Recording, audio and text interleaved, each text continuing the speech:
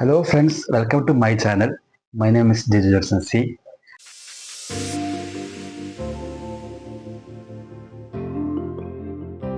എല്ലാവർക്കും സന്തോഷമാണെന്ന് വിചാരിക്കുന്നു. ഇന്നത്തെ ടോപ്പിക്കിലേക്ക് നമുക്ക് വേഗത്തിൽ കിടക്കാം. ഇന്നത്തെ ഞാൻ നിങ്ങളുമായി ഡിസ്കസ് ചെയ്യാൻ പോകുന്നത് വലിയ ഒരു ടോപ്പിക്കോ അല്ലെങ്കിൽ നിങ്ങൾ ഓൾറെഡി എന്നേക്കാൾ കൂടുതൽ കേട്ടിട്ടുണ്ടായിരിക്കുന്ന ഒരു വിഷയത്തെ കുറിച്ചാണ് ഞാൻ സംസാരിക്കുന്നത്.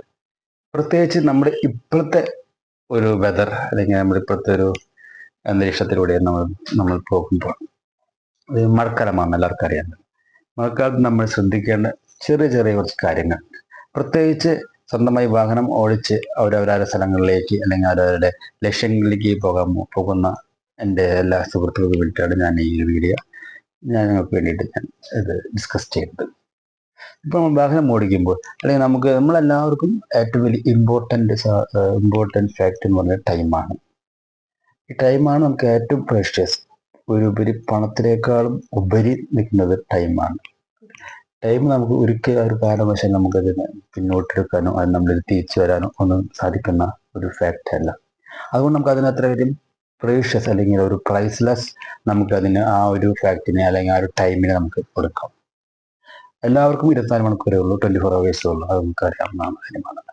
അപ്പോൾ നമ്മൾ ഒരു ജോലിക്ക് പോകുന്ന വ്യക്തി, ആ ജോലിക്ക് പോകുന്ന ടൈം ഒരു 9 മണിക്ക് ഓഫീസിൽ എത്തണം എന്നുണ്ടെങ്കിൽ അവൻ നോർമലി സാധാരണ നല്ലൊരു കണ്ടീഷൻ വെതർ ആണെന്നുണ്ടെങ്കിൽ അവൻ ചിലപ്പോൾ ഒരു അരമണിക്കൂർ മുന്നെയോ അല്ലെങ്കിൽ ഒരു 20 മിനിറ്റ് മുന്നേ ആയിരിക്കാം. പക്ഷെ നമ്മൾ ഇപ്പോഴത്തെ ഈ ഒരു അൺപ്രഡിക്റ്റബിൾ റെയിനിങ് സീസൺ ഒക്കെ ആകുമ്പോൾ നമ്മൾ കുറച്ചുകൂടി ടൈം നമുക്ക് അതിനെ മാറ്റിവെച്ച് നേരത്തെ ഇറങ്ങാൻ ശ്രമിക്കണം.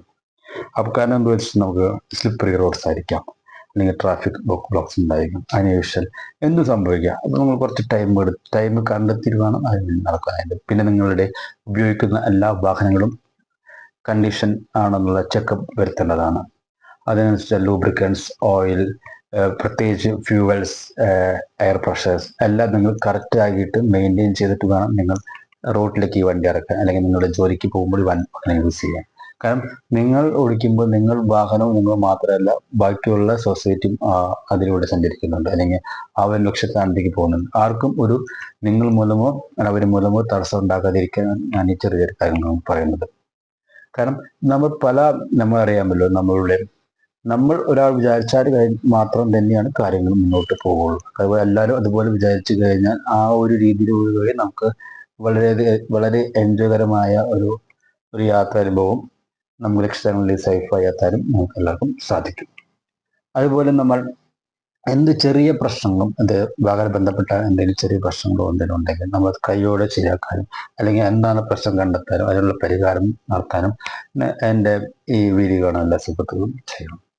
കാരണം വെച്ചാൽ പല സുഹൃത്തുക്കളും ഞാൻ കണ്ടിട്ടുണ്ട് ബുദ്ധിമുട്ടി പല വാഹനങ്ങൾ കറക്റ്റ് സമയത്ത് എത്താൻ പറ്റുന്നില്ല, ഓഫായിക്കണം, അങ്ങനെ പലതും ഉണ്ടാകും. അതൊന്നും ഒഴിവാക്കാനായിട്ട് നിങ്ങൾ ഇതിൽ ഈ ഒരു കാര്യം കൂടി ശ്രദ്ധിക്കണം.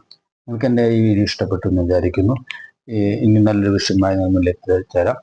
ഈ സൈനിങ് ഓഫ് മീ, ജയ.